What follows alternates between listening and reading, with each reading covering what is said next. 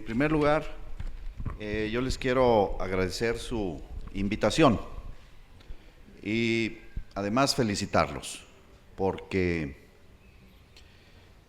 la base de la libertad es pensar. Un pueblo que no piensa no es libre. La libertad es algo consciente. A un perrito se le adiestra, se le enseña. El ser humano es libre, piensa y decide. ¿Y cómo están convirtiéndonos en esclavos? Suprimiendo nuestra capacidad de pensar. Es grotesco pretender justificar la entrega de un recurso de la nación sosteniendo que el general Lázaro Cárdenas estableció un sistema que funcionara sobre la base de empresas extranjeras. ¿Acaso cree el gobierno que los mexicanos somos estúpidos, ignorantes, sin dignidad? El gobierno se equivoca.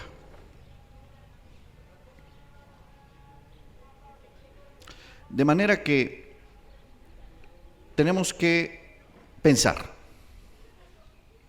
Pero el pensamiento conduce a la decisión y la decisión tiene que conducir a la acción.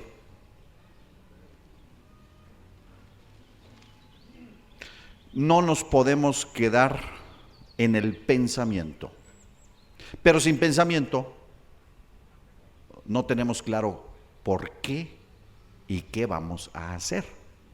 De manera que lo primero es pensar, y aquí estamos para eso. Vamos a empezar por la cuestión estratégica. Toda civilización está fundada en un sistema de energía.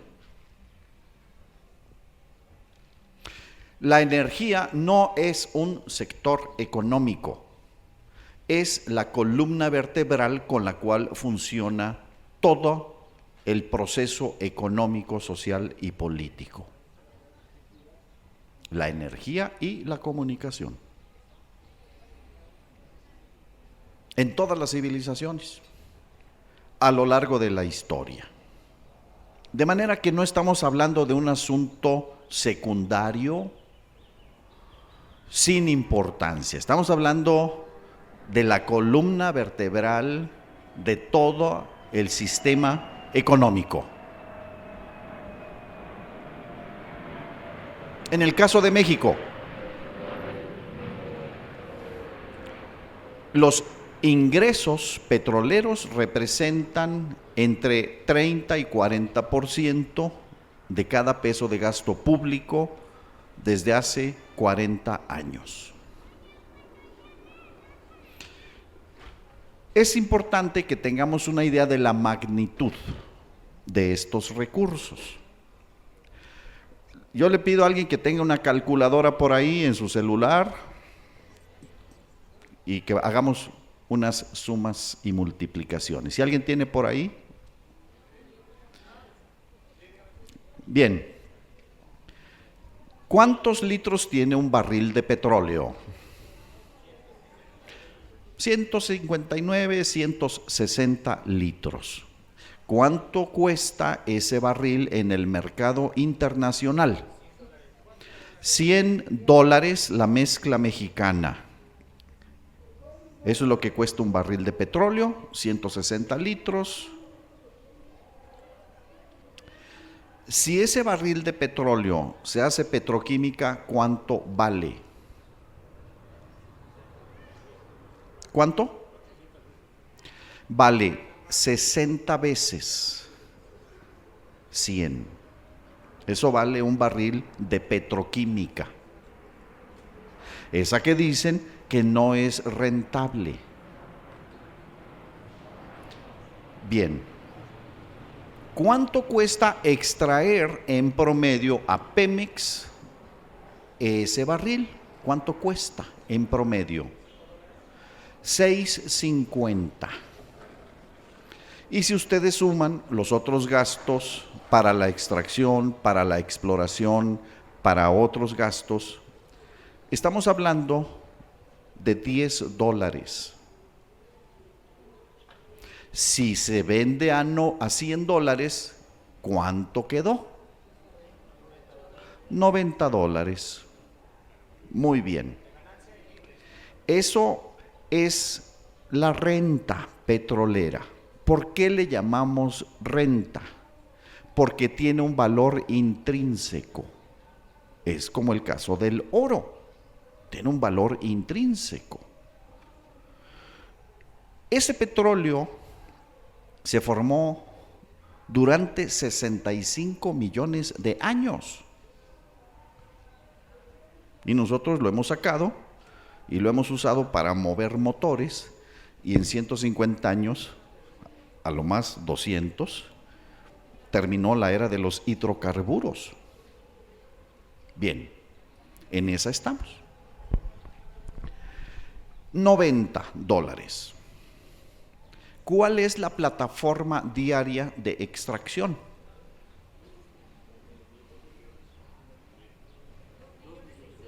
$2.600.000. Multipliquen, por favor, $90 por 2.600.000. ¿Cuánto nos da por día?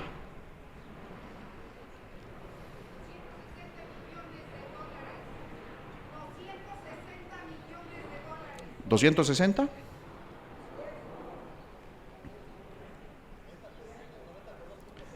$2.600.000 por 90.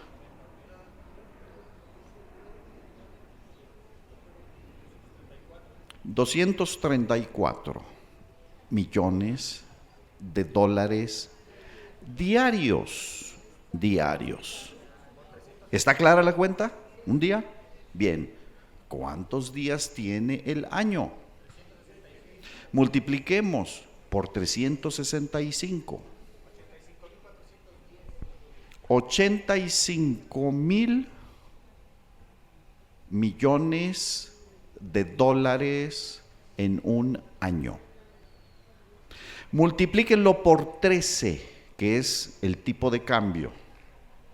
13 pesos por dólar. ¿Cuánto es en un año?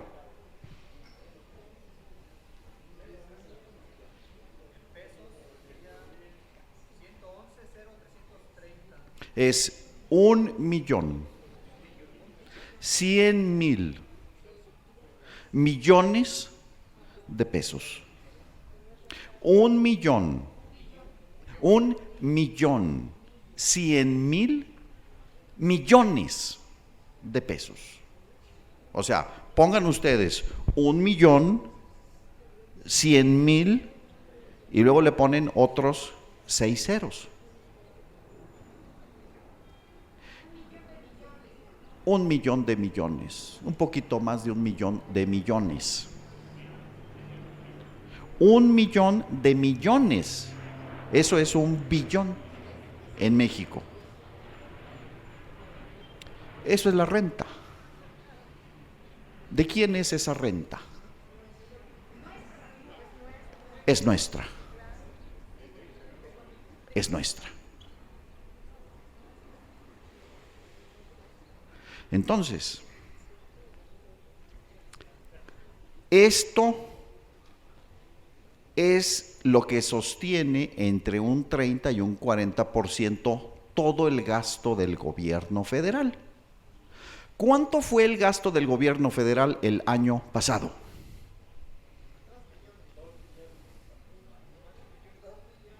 $3.7, es decir, 3.700.000 millones. Y Pemex pagó más de 1 millón O sea, si lo ponemos en cifras más cortas, de 3.7, Pemex puso 1.1. Un poquito más de la tercera parte. Eso se invirtió. Se usó en gasto corriente.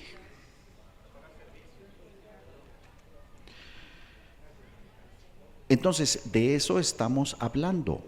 Por eso es importante que veamos cuál es nuestro interés. Esto no es un asunto banal, es un asunto fundamental de nuestra vida como nación.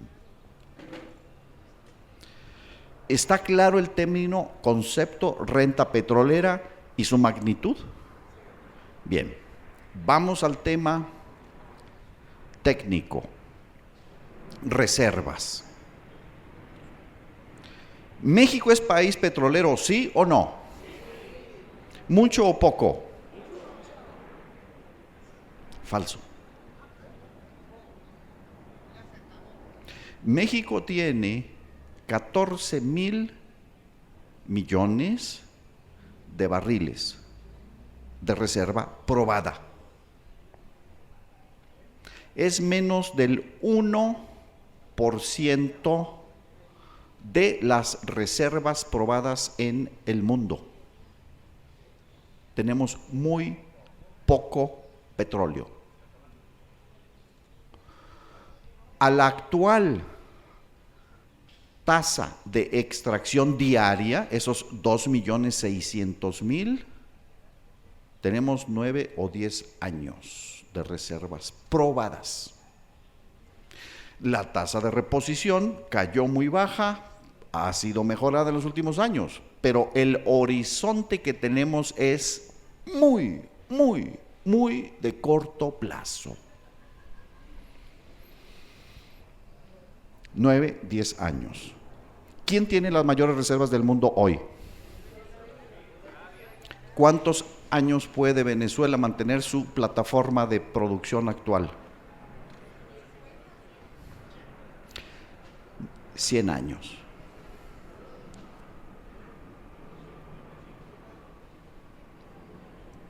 Por eso ahí hay un uso de ese poder energético para construir un proyecto de desarrollo propio. Nosotros 9 o 10. Y se ha extraído de una forma muy acelerada para venderlo a Estados Unidos. Aquí vamos a hablar ahora, ¿por qué sacamos tanto petróleo? ¿Cuántos barriles de petróleo se producen todos los días en el mundo? Si nosotros producimos 2,600,000, ¿cuántos se producen en el mundo? Aproximadamente 85, 84, en ese rango, millones de barriles diarios. Y de esos, ¿cuántos consume Estados Unidos? Aproximadamente 20. ¿Qué quiere decir? Que Estados Unidos consume aproximadamente 25% de los barriles que se producen todos los días. Consume 20.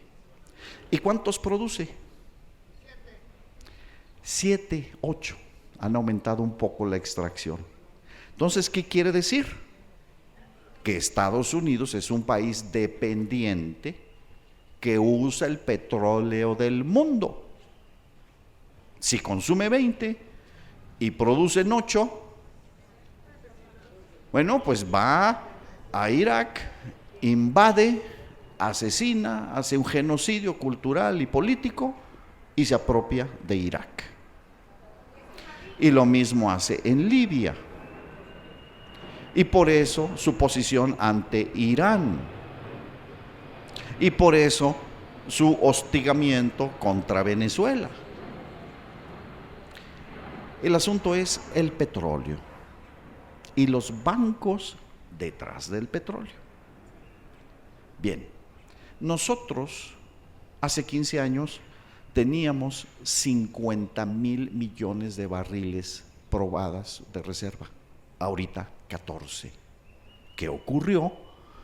Extrajimos rápidamente nuestro petróleo porque Estados Unidos necesita consumirlo. ¿Y cuál es el propósito de la reforma presentada?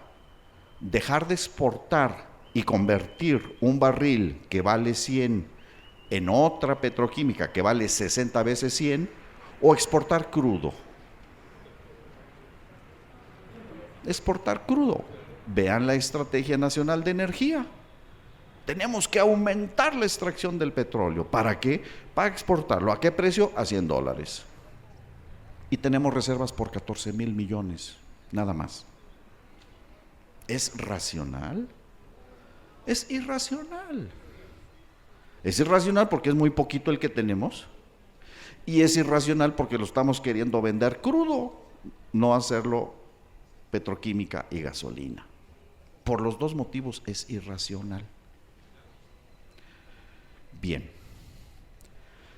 Siguiente cuestión. ¿Qué sucede con este tema de los contratos? En este momento vamos a entrar ahorita al tema constitucional. ¿Cuál era la ley de Porfirio Díaz? La ley de Porfirio Díaz era una ley que siguió el modelo jurídico de Estados Unidos, según el cual el propietario del terreno es dueño del subsuelo. Ese fue el sistema que aplicó Porfirio Díaz. Y por supuesto, se presentaron compañías estadounidenses e inglesas a explotar ese petróleo. ¿Cuál fue el régimen jurídico? La concesión. ¿Qué es una concesión? Es un derecho exclusivo para explotar un recurso que ahí está. Eso es una concesión. En la práctica, de facto, se está cediendo la propiedad. De facto. Bien, así funcionó con las concesiones. ¿Y qué dice el texto original aprobado en 1917 en esta materia, en el artículo 27 constitucional? La nación tiene la propiedad originaria y en materia de petróleo e hidrocarburos líquidos, sólidos o gaseosos, todos son hidrocarburos. ¿Hay algún ingeniero químico aquí? Un ingeniero.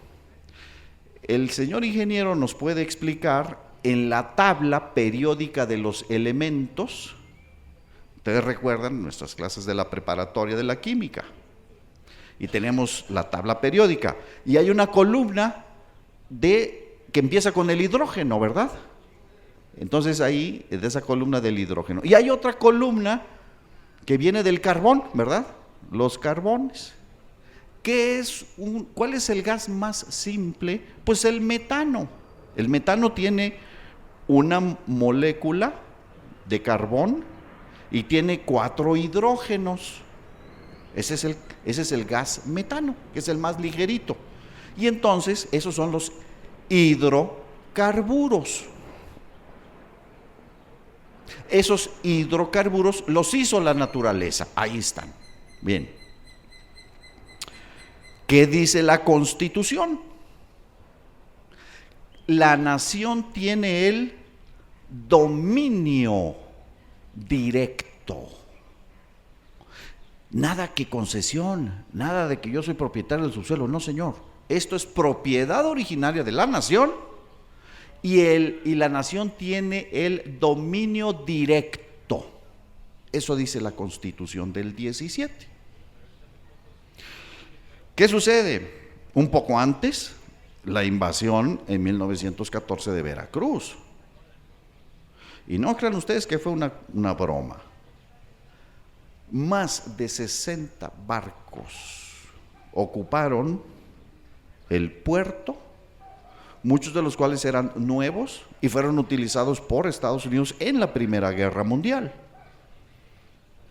¿Por qué? Para proteger el control de los hidrocarburos que ya se producían en la zona de la Huasteca. ¿Quién asesinó a Carranza? Guardias vinculados a las compañías petroleras que ya operaban en la Huasteca. ¿Por qué en Tlaxcalantongo? ¿Por qué en Puebla? ¿Quiénes lo hicieron? ¿Y por qué a Carranza? Pues porque Carranza fue quien promovió justamente estos cambios en la Constitución y exigía su aplicación. Porque ¿qué querían las empresas extranjeras? No me apliques retroactivamente esta ley, porque antes me dieron este derecho y no quiero que esta nueva Constitución me afecte. Eso querían. Y Carranza proponía que se aplicara la Constitución del 17 en términos como quedó aprobada. Pero esas compañías, pues ahí permanecían, seguían trabajando, vino el conflicto laboral, vino esa actitud arrogante, vino el desconocimiento de la autoridad laboral y de los juicios y de los laudos relativos a las demandas de los trabajadores, vino la negativa al amparo solicitado por las empresas extranjeras, y ante la actitud de desconocimiento al poder y las leyes del Estado Nacional, Lázaro Cárdenas expropió. Lázaro Cárdenas llevó a la práctica el mandato de la Constitución de 1917, dominio directo de la nación, y no solo de la extracción, sino de la industria petrolera, es decir, toda la cadena de extracción, conducción, almacenamiento, transformación, venta de estos hidrocarburos, que como ya ustedes se dan cuenta, tienen una importancia económica extraordinaria. No es cualquier recurso. Y este acto de expropiación evidentemente se hizo en un contexto muy difícil. Las empresas boicotearon, sacaron maquinaria, destruyeron plantas, amenazaron a los mejores técnicos, los sacaron de la posibilidad de que colaboraran. Imagínense ustedes, porque ellos apostaban que los mexicanos no podíamos por nosotros mismos explotar ese recurso. Y se demostró que eso era falso. Creó el Instituto Politécnico Nacional, creó la Comisión Federal de Electricidad, porque también la electricidad estaba operada por empresas que evidentemente pues no querían invertir para llevar la electricidad a los lugares más pequeños, más remotos.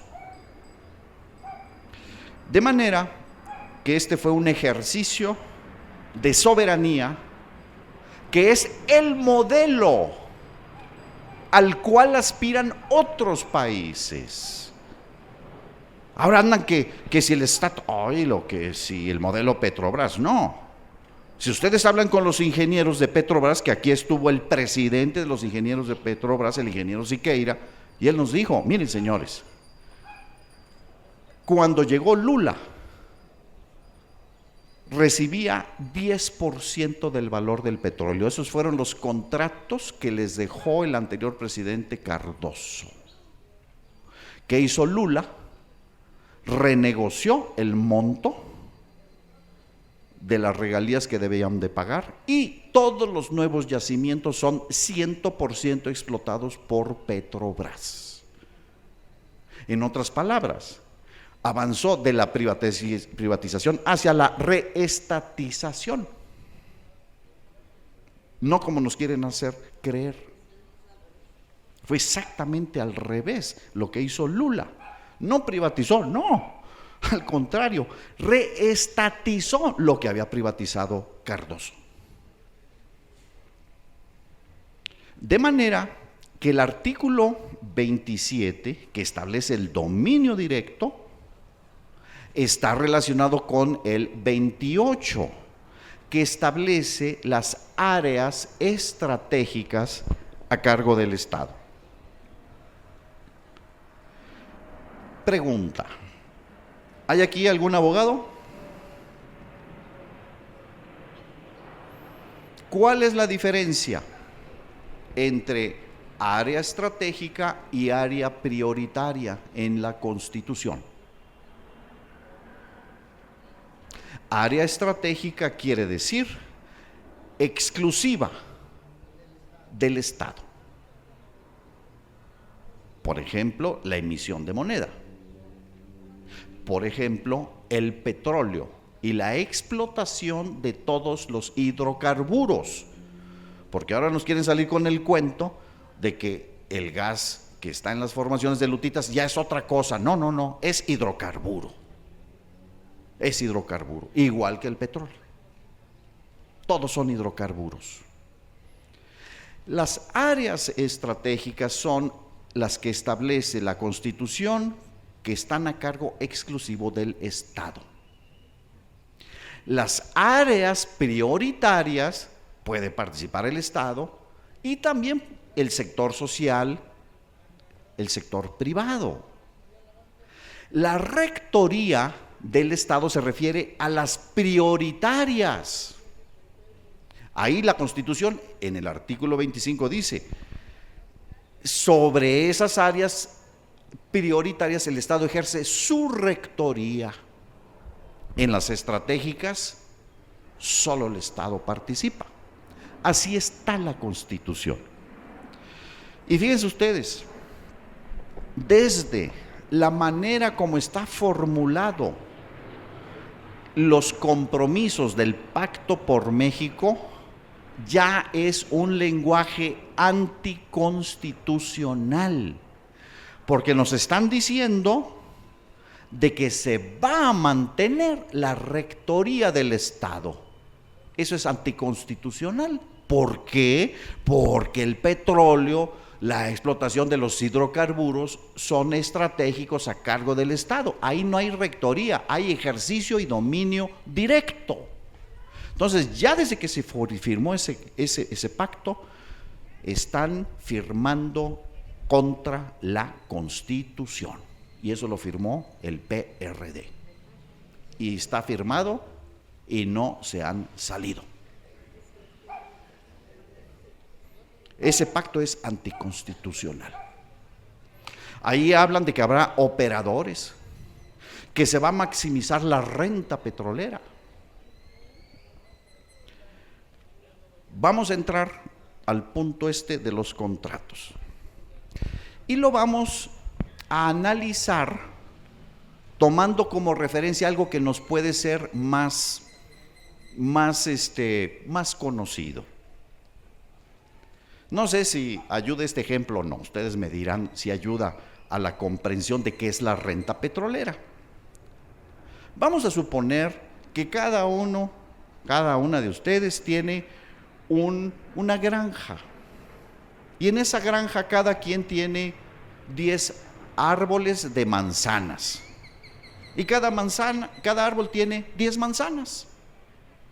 Entonces tenemos una granja, y ¿cuántas manzanas tenemos en nuestra granja? 100 manzanas, ¿de acuerdo? Muy bien. ¿Cuáles son los contratos que sí permite la Constitución? Bueno, pues yo puedo contratar a una persona que vaya a mi granja, le pago para que haga el trabajo de recolectar las manzanas y que las deposite en un almacén. Yo mando construir un almacén, compro los ladrillos, compro el cemento y pongo techo, y entonces yo tengo ahí mis 100 manzanas. ¿Cuáles son mis costos de producción? A ver, cuéntenle. Bueno, pues pagar a los trabajadores que recogen las manzanas, comprar el material para hacer el cuarto, comprar una carretilla para cargar las manzanas, y bueno, pues los impuestos que tengo que pagar por la seguridad social del trabajador, por lo que tengan que pagar. Esos son mis costos de producción, ¿de acuerdo? ¿Cuál es mi utilidad ahí? Vamos a suponer que cada manzana vale $1. ¿Cuánto vale mi producción? 100 pesos. Entonces, yo tengo 100 manzanas, cada una vale $1. ¿Cuánto vale mi producción? 100 pesos, ¿de acuerdo? ¿Y cuánto me costó? Bueno, pues el trabajador y la construcción del almacén y la carretilla, lo que ustedes quieran y gusten, vamos a suponer que me costó 10 pesos. ¿Cuánto me queda a mí? 90 pesos. Perfecto. Eso sí lo permite la Constitución, porque no se le está dando el valor intrínseco de las manzanas. Al que levanta la manzana, el que la guarda, el que la transporta, nada más se le da el pago por su servicio, por lo que construyó, por lo que vale el local. Eso sí lo permite la Constitución. ¿Es eso lo que está proponiéndose? ¿Cómo se le llaman esos contratos que están proponiendo? ¿Cómo? Utilidad compartida. Miren qué interesante. Vamos a ver esto de la utilidad compartida. Bueno, entonces, en esta utilidad compartida, entonces va a funcionar así. Como somos incompetentes, vean ustedes, el diagnóstico presentado por Jesús Reyes Heroles en el anterior gobierno, siendo secretario de Energía, tenía 74 párrafos en donde decía: no podemos, es que es muy complicado, no, es que el petróleo ahora está ahí en unas rocas muy raras, ahí no sabemos y no tenemos la tecnología. Entonces, pues tienen que venir otros a sacarlo, porque nosotros no podemos, somos incompetentes, no tenemos tecnología, ni dinero, ni nada. ¿Y qué se dijo en la presentación de la iniciativa? Pues lo mismo, es un desastre. ¿Qué noticia salió unos pocos días antes de la presentación de la iniciativa? Pemex perdió 53,000 millones de pesos el primer semestre.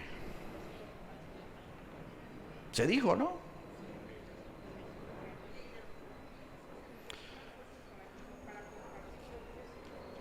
Compartir los riesgos.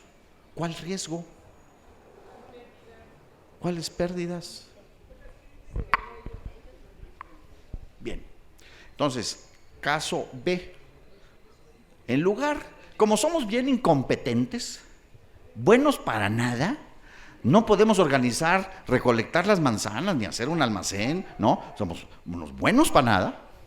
Tenemos que contratar a una empresa y hacer un contrato de utilidad compartida. Entonces, llega esta empresa y les firmamos un contrato. Y ese contrato va a decir: mira, esa granjita que tienes ahí, bueno, me la vas a concesionar 50 años o 30 años, ¿de acuerdo? Perfecto. Punto 1. Punto 2. Tú ya no te vas a poder meter esa granjita porque ya me la concesionaste, ¿de acuerdo? No, sí, está bien. Ya no entro yo a mi granjita. Tercero, yo pues tengo que pedir financiamiento para poder comprar la carretilla y hacer el almacén y todo. Entonces, pues tengo que ir con un banco y ese banco me va a prestar dinero. Perfecto. Y luego, bueno, es que yo voy a usar unos rayos láser y con unos sonares que son capaces de ver detrás de cada semilla si está a la derecha o está a la izquierda. Es que eso cuesta muchísimo, ¿verdad? Entonces es una alta tecnología.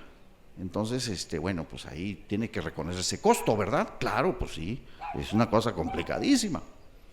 Y luego, bueno, pues mira, lo que pasa que yo soy una empresa que soy de inversión extranjera y yo, como tenemos un tratado que impide que yo pague 2 veces impuestos, ¿cómo le vamos a hacer? No, pues no te preocupes, tú pagas impuestos allá y con lo que tú pagas impuestos allá vas a acreditar los impuestos que pagas acá, ¿de acuerdo? Sí, perfecto, perfecto. Entonces, esos 90 pesos, pues se van a convertir en 10 o 15 pesos. ¿Por qué? Porque hay que pagar los intereses de los bancos, porque los accionistas de esa compañía, usted es accionista de una compañía en la bolsa, bueno, pues tiene que recibir los dividendos de sus acciones que usted compró, ¿de acuerdo? Y luego los costos de producción, bueno, pues son estas tecnologías maravillosas, extraordinarias y carísimas, carísimas. Y además, yo tengo que pagar impuestos allá, de manera que, bueno, pues de los 90 que tenía, pues aquí le voy a dar a usted 10 o 12 o 15. Esos son los contratos. ¿Qué sucedió ahí? Que la renta petrolera va a servir para JP Morgan, para Morgan Stanley Private Equity Fund, para empresas como Exxon, como British Petroleum, como Shell, y para pagar impuestos en Estados Unidos, en Inglaterra, en Holanda, con nuestro petróleo. Esos son los contratos para compartir la utilidad. Como eso, si uno saca las cuentas, es absolutamente irracional, es insostenible, no nos puede convencer ni Peña Nieto ni Videgaray que esas cuentas son en beneficio de nosotros, ¿verdad? Entonces, ¿qué hacen? Bueno, se cita 18 veces al general Lázaro Cárdenas, como si él fuera el promotor de su propuesta, lo cual, francamente, es un insulto. Es un insulto. Es un insulto porque no corresponde en lo absoluto a la realidad.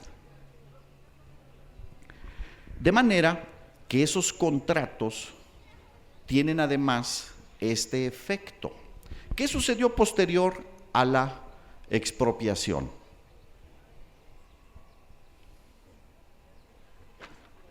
Tuvimos que pagar. Y en el propio decreto expropiatorio el general Cárdenas dice, para pagar las concesiones y la expropiación de todos estos bienes industriales, tenemos que destinar un tanto por ciento del petróleo durante 10 años. Y los ingleses no aceptaron, entonces eso se prolongó como hasta los años 60. De manera que para deshacernos de este maravilloso contrato tan benéfico para nosotros, entonces, si un gobierno posteriormente dice, oye, mira, compadre, pues no estoy de acuerdo, yo quiero mis manzanas, pues ¿sabes qué? Sí, nada más que como yo hice inversiones pensando y con base en la concesión que me diste para 50 años, primero me paga las utilidades que yo hubiera podido obtener y entonces hablamos.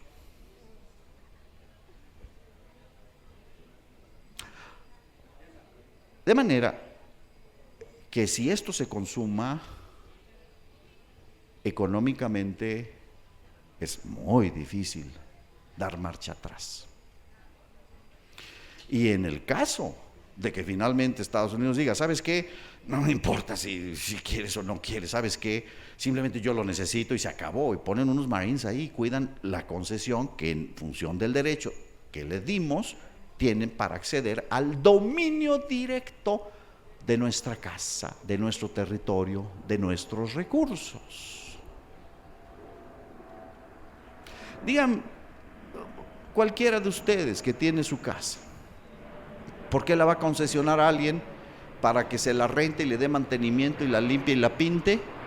Y entonces en lugar de recibir 100 pesos de renta, le dé a ustedes 15 pesos de renta. ¿Quién hace ese negocio? Nadie lo hace. Es irracional. Es irracional. Es irracional y es una injusticia que además de ser irracional, es cruel. Porque ese hueco de lo que va a dejar de cubrir, lo vamos a sacar de nuestros salarios, de nuestro trabajo. Por eso están asociando las reformas fiscales con que paguemos más IVA. ¿Qué es lo que pagamos los consumidores? IVA. ¿Y eso con qué lo pagamos? Con su trabajo. Entonces, no solamente es irracional, es injusta, es cruel. Es cruel. No se vale. Pero, vamos más allá. México tiene 30 años en que el crecimiento promedio de la economía es 2.1%. Los 50 años anteriores, del año 1932 a 1982, el promedio anual de crecimiento fue 6,5% anual. Medio siglo, 50 años, con una economía mixta. Cuando entramos a la modernidad, cuando entramos a la globalización, ¿qué significa eso? Pues que perdemos el control de nuestra economía política. Y aquí estamos, 30 años después. Y la gran patraña fue, no, es que este es un asunto del PRI, ya con el PAN va a haber un cambio. Pues no solamente no hubo un cambio, hubo una profundización. No, es que ahora sí va a regresar el PRI, ahora sí. No vamos a crecer. Es imposible crecer. ¿Por qué? Porque las reglas del comercio no hacen rentable nuestra agricultura y nuestras industrias. Veamos. Desde que se firmó el Tratado de Libre Comercio, perdimos 6 millones de empleos en el campo. La mitad de esos 6 millones, 3 millones, emigraron a Estados Unidos. Hoy, ¿qué porcentaje de los alimentos los importamos? 42% reconocido hace 3 años por el gobierno. ¿Cuántas hectáreas no se cultivan en México? 8 millones de hectáreas no se cultivan. Es racional que una sociedad tenga 8 millones de hectáreas que no se cultivan y esté importando el 42% de los alimentos. No es racional. ¿Y por qué no es racional? Porque no es rentable. Si mi costo de producción es 120 y el precio al que yo vendo mi producto es 100, ¿voy a producir? Pues no puedo producir. Resultado, 8 millones de hectáreas no se cultivan. Pero lo mismo pasó en la industria. México tenía un 25% de su Producto Interno Bruto industrial. ¿Cuánto es ahora? 15%. El PIB industrial se redujo como parte de la proporción que representa la industria en la economía. Si ustedes van a los registros del Seguro Social y buscan patrones registrados en el Seguro Social de industrias de transformación y dicen, año 2000, ¿cuántos hay? 135,000. ¿Cuántos hay en el año 2012? 120,000. ¿Qué pasó? Desaparecieron 15,000 industrias y 1 millón de empleos en manufacturas. ¿Y qué somos?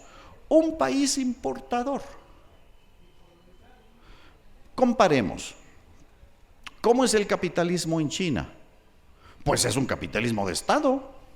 ¿Cómo se gobierna China? Pues con un partido comunista. ¿Y qué es lo que hacen? Hacen empresas estatales. Dijo Xi Jinping, hace como un mes que pasó por aquí, vamos a exportar en 5 años 10 trillones de dólares. No vamos a exportar pobres ni migrantes, somos 1.300 millones, son 1.300 millones. Y tampoco vamos a exportar revoluciones. Entonces dice Xi Jinping, ¿por qué nos critican? El capitalismo europeo es un capitalismo que busca construir un Estado benefactor, que ya ven ustedes cómo tiene ahora problemas fiscales de crecimiento. El capitalismo estadounidense, pues es el de las grandes corporaciones, y su democracia es una democracia de televisión, mediática. Bueno, ¿y nosotros cuál es nuestro proyecto?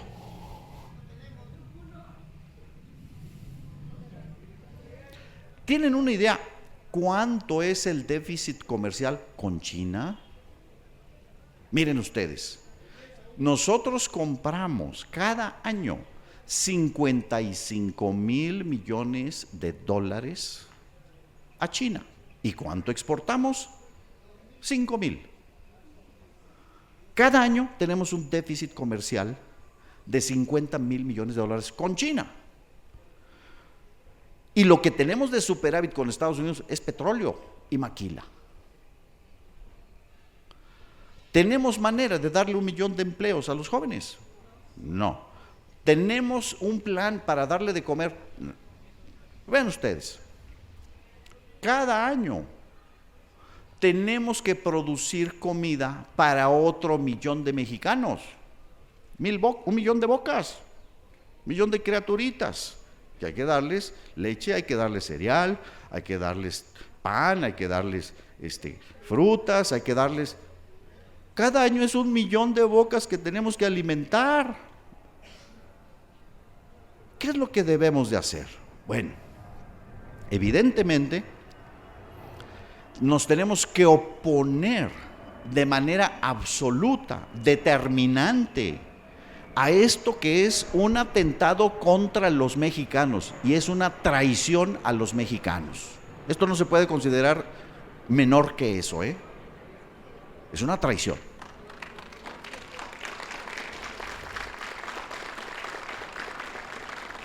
¿Qué es lo primero? Pensar. Primero es pensar. Pero ese pensamiento se tiene que traducir en un trabajo organizado y en una expresión sólida, pacífica, pero contundente. No podemos tolerar convertirnos en esclavos de nadie. Mira, el tema del outsourcing nos ha convertido en mercancías. Algo que pertenece a la naturaleza misma del capitalismo, que es la relación capital-trabajo, donde hay una relación de dependencia, desaparece. Ahora somos mercancías que nos compra una empresa y vende nuestra fuerza de trabajo. Díganme ustedes cuál es la diferencia entre eso y un tratante de esclavos. Evidentemente para reducir los salarios y la seguridad social y destruir el derecho humano reconocido de formar sindicatos para defender los derechos de los trabajadores. Es un derecho humano la formación de sindicatos. Eso se destruye. Evidentemente que lo primero que tenemos que hacer es una oposición absoluta, contundente y exigencia de rechazo de eso que es un atentado contra los mexicanos. No solo nosotros, los hijos y los hijos de nuestros hijos. Y tenemos que proponer cuestiones de fondo. ¿Cuáles son esas cuestiones de fondo?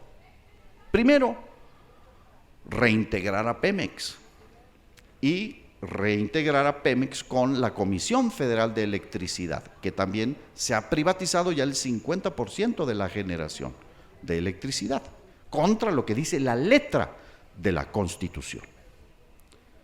Tenemos que integrarlo.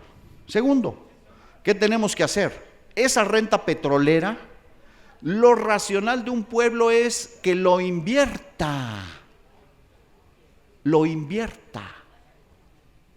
Vamos a poner los números muy concretos.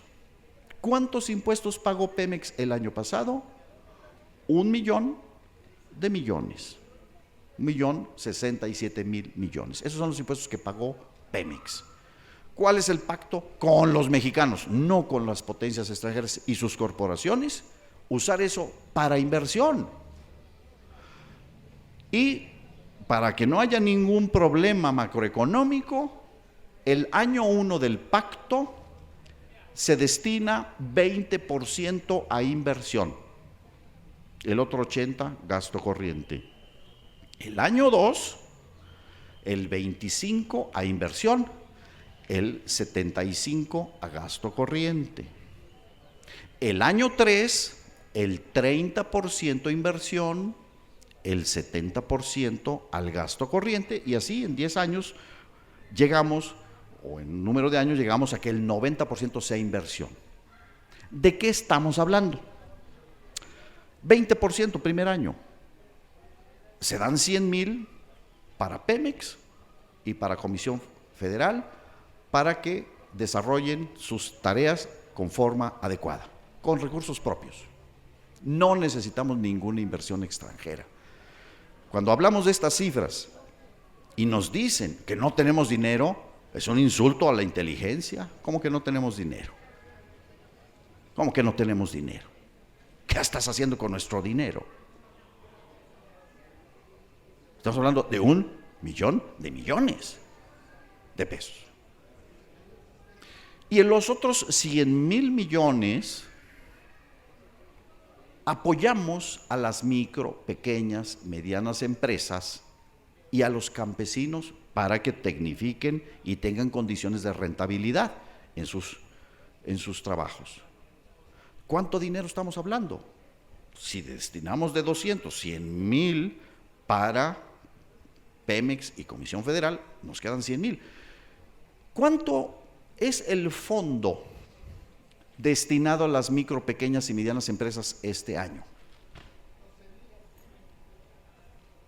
Ese fondo es el que se destina al apoyo de 4 millones de empresas, que son el 99% de las empresas que generan el 50% del Producto Interno Bruto y el 70% del empleo.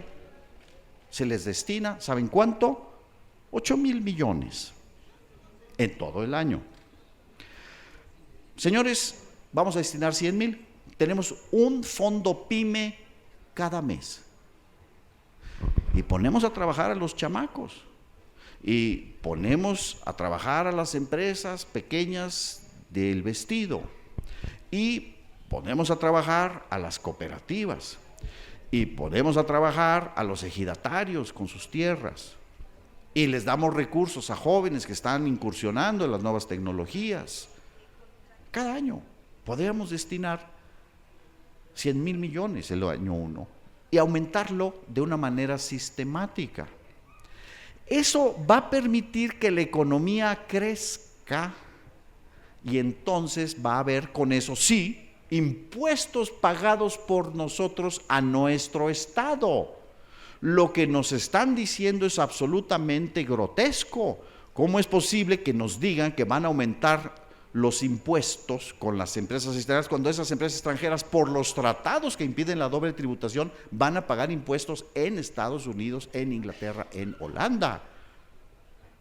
En cambio, los productores que formamos parte de esta comunidad nacional vamos a tributar en nuestra propia comunidad ético-política, que es México, y a crear condiciones para superar toda esta violencia, porque esa violencia es consecuencia directa de la imposibilidad de millones de jóvenes de ganar la vida. El único precio en los últimos 30 años sometido a control, ¿cuál es? El salario. El salario en los últimos 30 años perdió el 80% de su poder adquisitivo. Con 65 pesos, ¿cuántos kilogramos de tortillas podemos comprar? ¿Cuántos kilogramos de carne? ¿Cuántos litros de gasolina? ¿Cuántas camisas y zapatos? ¿Cuántas medicinas? Entonces, evidentemente tenemos que hacer un pacto para aumentar los salarios por arriba de la inflación. Pero ese pacto no lo vamos a hacer con las empresas extranjeras, porque ellas obviamente lo que quieren es reducir al mínimo el nivel de subsistencia de gastos de seguridad social, de pensiones y de impuestos. De manera que aquí viene la siguiente pregunta: ¿qué vamos a hacer para hacernos representar? ¿Qué vamos a hacer para que esto, que es lo racional para el universo de los mexicanos, podamos convertirlo en decisiones políticas? Entonces tenemos una gran tarea, pero la gran tarea la tenemos que hacer a través de este proceso. ¿Qué es lo que ustedes están haciendo? Por eso yo los felicito, porque lo primero es pensar. Pueblo que no piensa no es un pueblo libre. Y en segundo lugar, ejercer a plenitud nuestra libertad y dignidad. Nosotros no podemos ser tratados como ganado. México no es un país en venta. Somos resultado de una construcción histórica de culturas de más de 8,000 años, que han realizado hazañas a lo largo de todos estos años, que hemos creado culturas, hemos creado una comunidad histórica llamada México, que es resultado de la voluntad. México hace 500 años no existía, llegó a existir por las acciones. Sostenía Hegel, filósofo, en su introducción a la filosofía de la historia: el espíritu de un pueblo son sus actos. El espíritu de un pueblo no es una cuestión abstracta, no. Consiste en los actos que llevamos a cabo. Nuestra libertad individual es la base de la soberanía del conjunto. Por eso hay una correlación entre pérdida de soberanía y pérdida de libertades individuales. El pacto por México es un pacto contra México. Y no quisiera extenderme todo el tema telecomunicaciones, en minería solamente porque se comentó este tema. Vean ustedes, estamos peor que en la colonia. En los últimos 12 años se entregaron concesiones por 51 millones de hectáreas a empresas mineras como Grupo México, canadienses, y como Grupo Carso y muchos otros. 51 millones de hectáreas. ¿Cuántas hectáreas tiene el territorio nacional? Cerca de 200. Es 1.900.000 y tantos kilómetros cuadrados. Si lo traducimos a hectáreas, son cerca de 200 millones de hectáreas. 51 millones de hectáreas es una cuarta parte del territorio de México. ¿Saben ustedes cuánto pagan por hectárea concesionada por año? El primer año, los primeros 2 años de la concesión, 5 pesos. Y la concesión es a 50 años. El año 50, ¿cuánto pagan? 114 pesos. O sea, el año 2063 esos concesionarios van a pagar 114 pesos por hectárea. Y del valor de la utilidad, ¿saben cuánto pagan de impuestos en México? 1.5% del valor de la producción. Aún en Canadá es 17%. Digo, nada más para comparar. Y debería de ser el 80%. Es el 1.5%.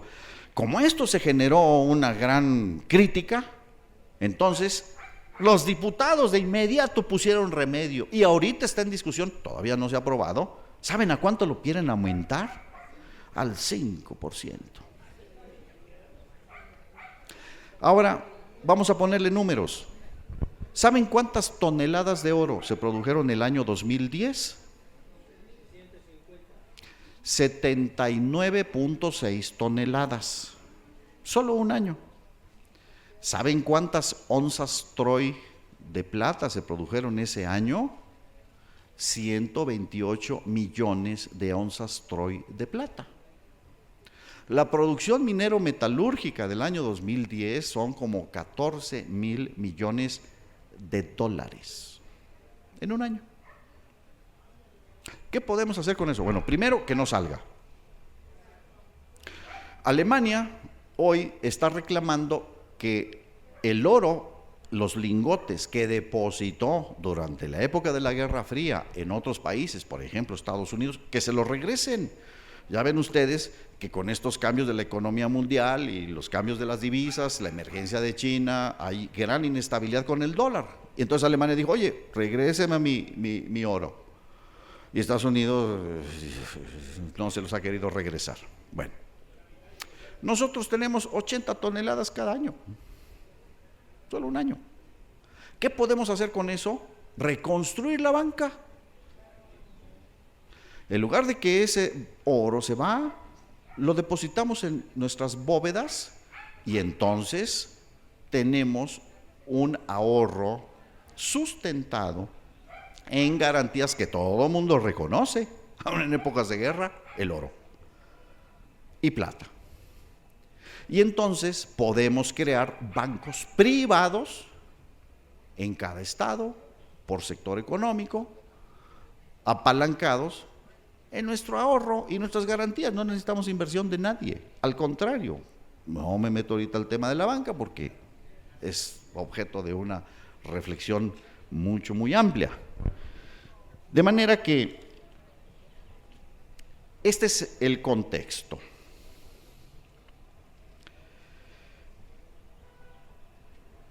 Sistema financiero. Evidentemente, pues que son los que están detrás de las corporaciones petroleras. Rockefeller, JP Morgan. Resulta que el hijo de Jesús Reyes Heroles ahora es representante del Morgan Stanley Private Equity Fund para hacer inversiones en energía, no solo en México, en América Latina. El exdirector de Pemex ya representa al banco Morgan Stanley. Y aquí está de opinador, como si fuera un ciudadano, ven sus artículos. Él es representante, él anunció esa formación de ese fondo. Él trabaja para los banqueros y en particular para el Morgan Stanley. Carlos Ruiz Sacristán, también exdirector de Pemex, ahora preside IE Nova, que es una empresa que se cambió de Sempra. Ustedes conocen todas estas tropelías ahí en Baja California. Pues como estaba con todas esas demandas, entonces se convirtió en IE Nova y ya es una empresa que tiene plantas y que en sus estados financieros las tiene como su propiedad, totalmente anticonstitucional. Bueno, pues ese exdirector de Pemex también ya tiene su empresa lista y trabajando y operando en materia de y contratos de energía eléctrica. El doctor Pedro Aspe, su empresa Protego, consultoría, es ya una empresa de Evercore. Evercore es un fondo de inversión, detrás del cual están, entre otros, inversionistas y también personas vinculadas al tema petróleo, como el señor Bush.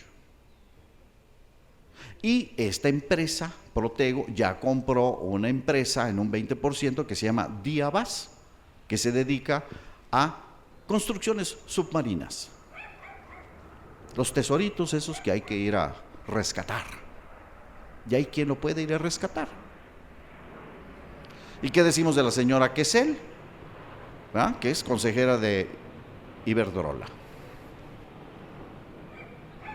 De manera que no solamente están esas grandes corporaciones. ¿Por qué? Porque las grandes corporaciones petroleras ya no tienen reservas. Las reservas probadas en el mundo, en un 75%, pertenecen a empresas estatales. Por eso están tan necesitadas de tener reservas. Y estos que llaman contratos de utilidad compartida, ya se está negociando en la Securities Exchange Commission para que sean reconocidas como concesiones. De manera que atrás de las corporaciones petroleras están los bancos. Y los bancos son propietarios, por ejemplo, de Sempra Energy. Vayan ustedes, vean ustedes, ahí es una empresa pública. Pueden ver su último estado financiero presentado ante sus accionistas y pueden ver quiénes son los inversionistas de Sempra. Son una serie de bancos, son los accionistas de Sempra. De manera que, pues, es hasta irónico esto de que utilidad compartida, porque no nos van a compartir nada, se van a quedar con toda la utilidad. Digo, hasta el nombre ofende. Si se aprueba, ¿qué posibilidad tenemos de tener este atraco? Bueno, pues eso depende del nivel de conciencia, organización y claridad en este asunto. A mí sí me parece que debe de estar perfectamente claro en nosotros y tratar de que la mayor parte de las gentes con las que nosotros estamos relacionados se enteren de lo que está pasando. Entonces, a lo mejor tenemos que hacer una serie de mantas en donde aquí en el viaducto se manden 2 o 3 mensajes, en donde pongamos pancartas, volantes, movilizarnos. Hay que movilizar la conciencia y la organización. ¿Cómo hacerlo? Bueno, en eso ustedes son practicantes, expertos, y bueno, entre todos pues tenemos que aprender cómo lo podemos hacer, incluyendo, por ejemplo, mensajes que pasan por otras redes que nosotros no estamos acostumbrados, los jóvenes. Estos jóvenes ahora pues se comunican con los twitters y con mensajes y con blogs y con internet y una serie de mecanismos. Bueno, pues hay que ayudarles a ellos y hay que tratar de trabajar con ellos. Es muy importante que los jóvenes tengan conciencia, que los que somos que tenemos más juventud acumulada también tengamos conciencia. Tenemos que generar conciencia en todos. Esto nos pertenece a todos, es un problema que nos tenemos que hacer cargo todos. Y los profesores, los maestros, los médicos, los taxistas, los comerciantes, los campesinos, los obreros, los trabajadores, tenemos que trabajar en toda la sociedad. El tema del gas. ¿Y por qué se quema el gas? Miren, eso verdaderamente es una cuestión increíble. Resulta que para acelerar, la explotación del yacimiento de Cantarell, que es un yacimiento mega gigante, había que meterle gas. Pues, el petróleo está ahí y tiene cierta presión, pero es como cuando destapamos un refresco. ¿Qué sucede? Pues sale el gas y ¿qué pasa? Pues ya no tiene presión. Cuando nosotros destapamos, tiene tanta presión que sale solito, ¿no? Después ya no, tenemos que hacer por gravedad. Bueno, lo mismo sucede con los yacimientos, exactamente igual. Entonces, ¿qué es lo que hacen? Pues le meten gas. Ahora, ¿saben qué hicieron? le metieron nitrógeno. En ninguna parte del mundo un yacimiento le mete nitrógeno. Bueno, aquí le metieron nitrógeno, que luego se lo tienen que quitar.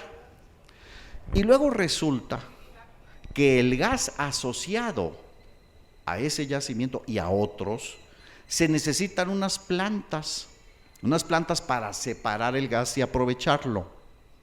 ¿Y saben qué han hecho para hacer esas plantas? Nada, no le autorizan el presupuesto a Pemex. Y entonces se ha estado quemando durante 15 años, más 20 años, el equivalente de 100,000 barriles de petróleo diario. Ese señor Layú lo tendríamos que tener en la cárcel, por lo menos, pagando por ese crimen, porque eso es un crimen. ¿Cómo quemamos 100,000 barriles diarios de petróleo? En Noruega, si hay ese tipo de problemas, simplemente paran la producción y dicen, no, vamos a recuperar todo el gas. Pues, ¿cómo es posible que estemos quemando un hidrocarburo que tardó 65 millones de años y no hagamos nada para ni siquiera capturarlo? Bueno, les puedo contar muchas historias verdaderamente increíbles. La planta de Pajaritos, de petroquímica, que está diseñada para crudos ligeros. Miren, el tema de cómo se hace el petróleo, más bien cómo se refina, pues no es, bueno, tiene evidentemente mucha complicación, pero ¿en qué consiste? Bueno, ese petróleo crudo se mete en una torre y empieza a, con calor, pues ¿qué sucede? Pues se empieza a depositar. ¿Qué es lo más pesado? Pues el asfalto. Y luego, pues viene el combustóleo, y luego viene la turbocina, y luego viene el petróleo, la gasolina, y luego al final, ¿qué? El gas, pues es lo más ligero, ¿no? Pues entonces, así es como van. Entonces, ¿cómo es posible que sacando de ahí ese gas no tengas la tecnología y las inversiones para capturarlo? Bueno, es irracional.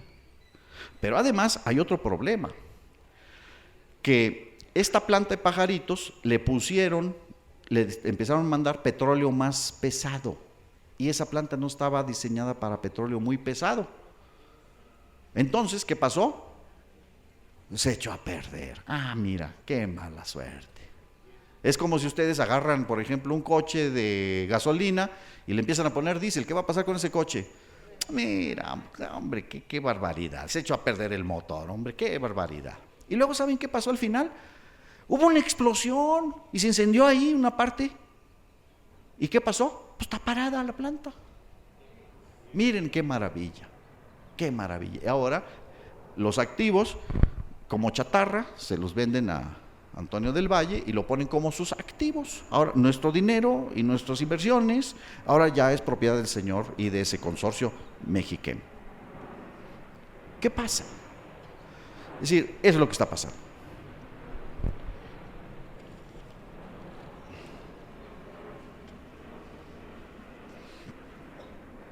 De manera que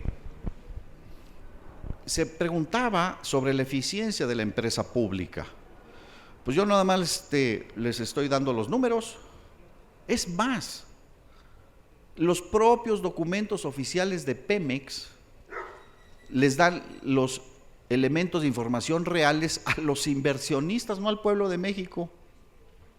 Ese documento, que sería importante que lo circulen ustedes y lo reproduzcan, es un documento oficial de Pemex, y ahí dice: Pemex es la empresa que tiene más ingresos y utilidades en comparación con cualquier empresa petrolera en el mundo.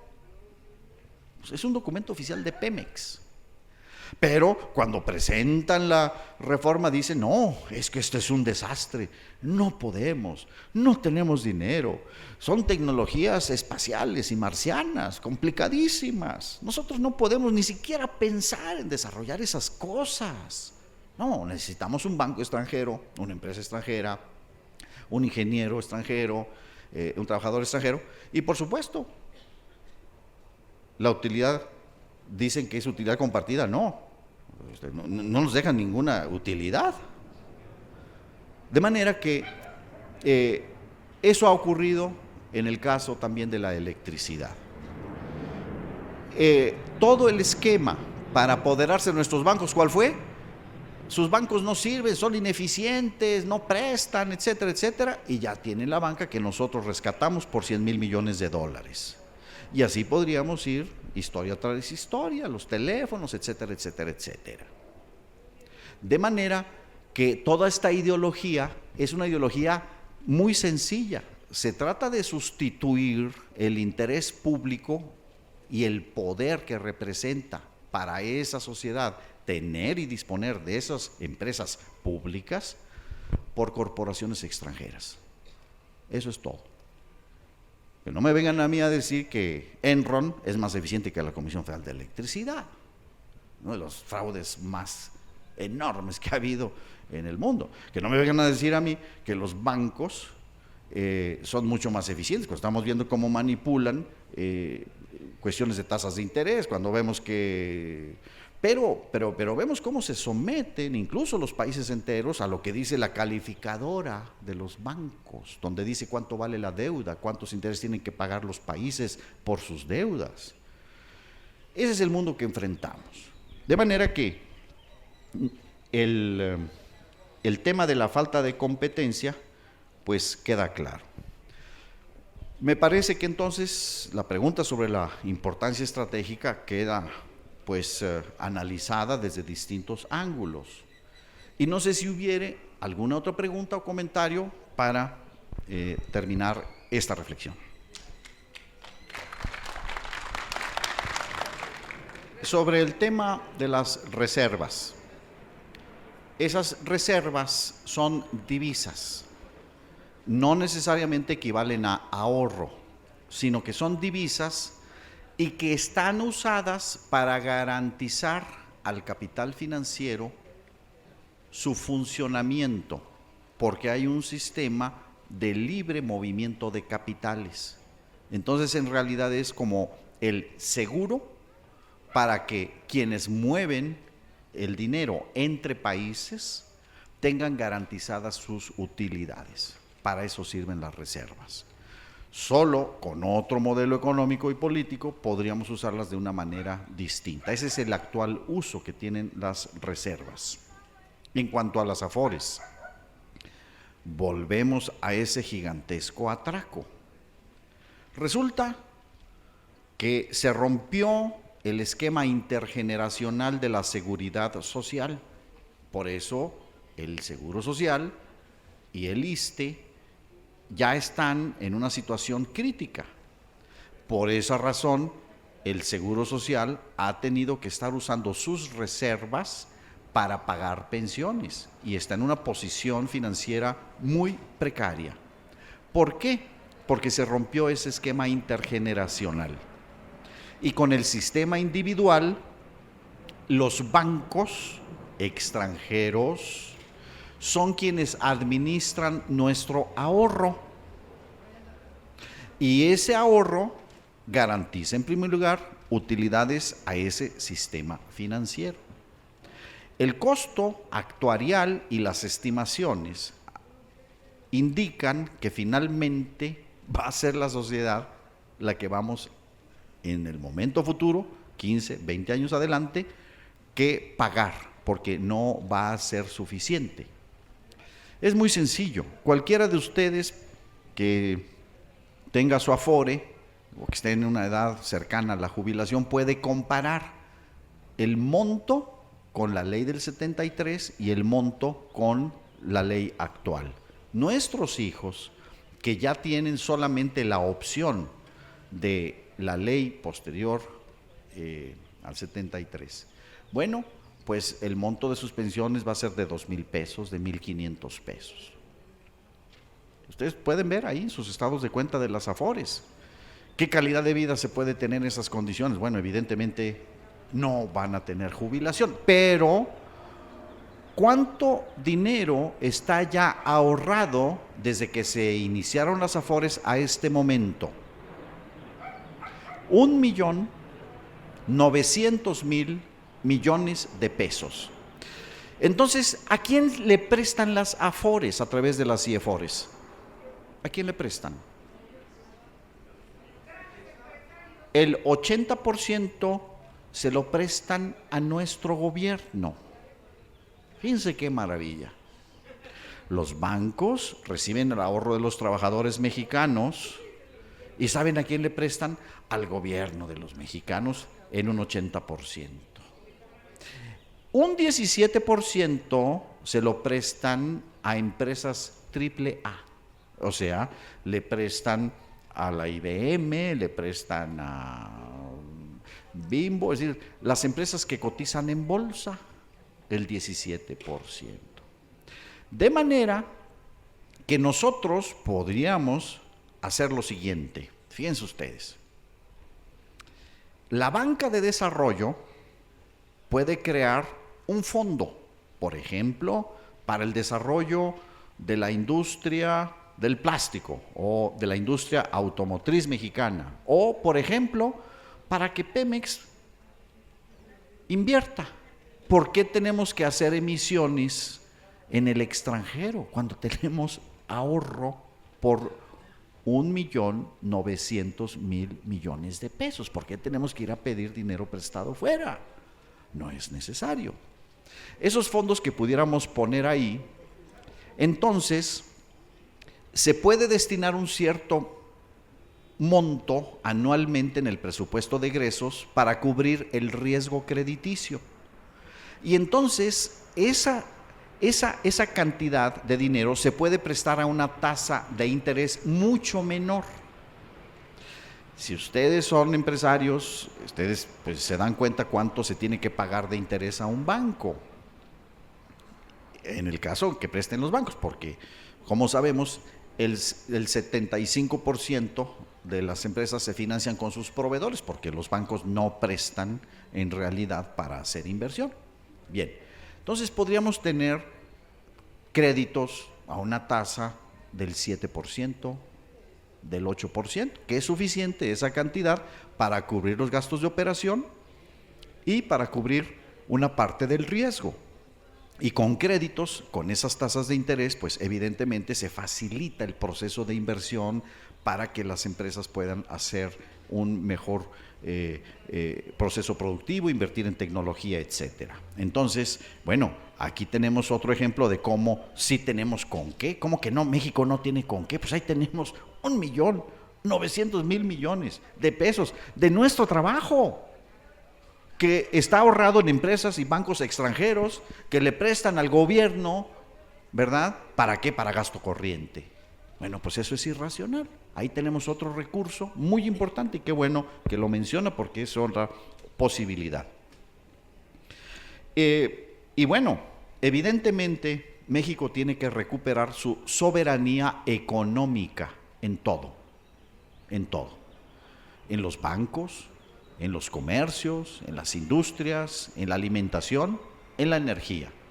Porque sin soberanía económica no hay soberanía política. Y eso entonces claramente contrasta con las luchas que han dado otros pueblos.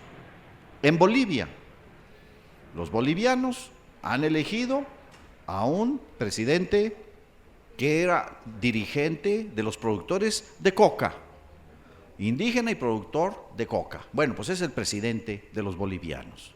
Y ese presidente cambió los contratos, exigió nuevas condiciones a todas las empresas mineras y a todas las empresas que producían el gas en Bolivia. Y eso le ha permitido generar una capacidad de inversión y de cuestiones muy importantes como esta. Prácticamente en Bolivia se ha eliminado el analfabetismo. Cosas elementales. Nosotros tenemos 100 años y todavía tenemos 5 millones de personas que no saben leer y escribir. De manera que la gran pregunta es, ¿qué vamos a hacer si esto se consuma? Bueno, evidentemente que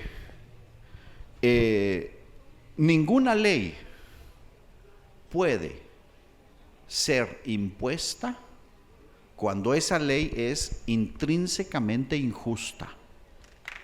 Entonces, Eso no es algo que se pueda dar por sentado. El pueblo de México es muy paciente, pero también, como lo dijo Gandhi en el año 47, a Lord Mountbatten, enviado por la corona británica a negociar la independencia de la India.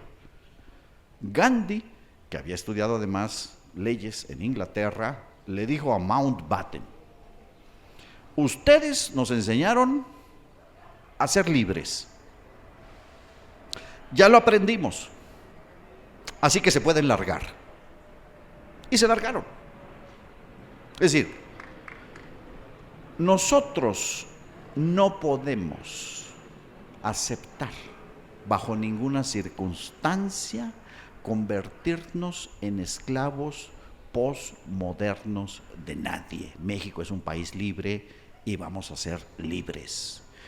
Y lo vamos a hacer con la fuerza de la razón, la organización y un proyecto histórico de desarrollo superior en racionalidad y en eticidad. No es una cuestión de sustituir un poder irracional, despótico e injusto por otro grupo que simple y sencillamente disponga sin democracia desde abajo de nuestra vida. Tenemos que hacernos representar. Punto 1, pensar. Punto 2, organizarnos. Punto 3, manifestar con fuerza y con todos los mecanismos de la democracia nuestra posición y ejercer nuestros derechos. Ese es el camino. Muchas gracias.